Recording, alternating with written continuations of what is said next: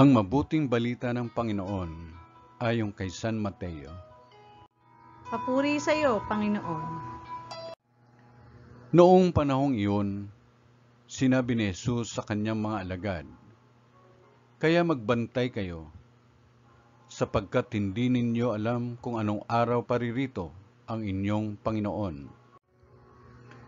Tandaan ninyo ito, kung alam lamang ng puno ng sambahayan, kung anong oras ng gabi darating ang magnanakaw, siya'y magbabantay at hindi niya pababayaang pasukin ang kanyang bahay.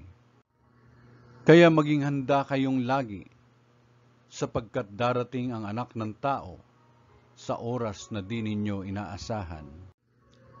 Ang tapat at matalinong alipin ang siyang pinapamahala ng kanyang Panginoon sa ibang mga alipin, upang bigyan sila ng kanilang pagkain sa karampatang panahon.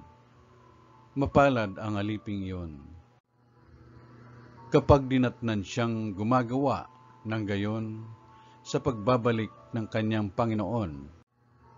Sinasabi ko sa inyo, pamamahalain siya ng kanyang Panginoon sa lahat ng kanyang ari-arian. Ngunit kung masama ang aliping iyon, sasabihin niya sa sarili, matatagalan pa bago magbalik ang aking Panginoon, at sisimulang bugbugin ang kanyang mga kapwa alipin, at makipagkainan at makipag-inuman sa mga lasenggo. Babalik ang Panginoon ng aliping iyon sa araw na hindi niya inaasahan at sa oras na hindi niya alam.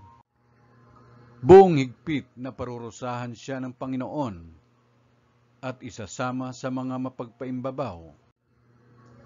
Dooy tatangis siya at magngangalit ang kanyang ngipin." Ang mabuting balita ng Panginoon. Pinupuri ka namin, Panginoong Jesucristo.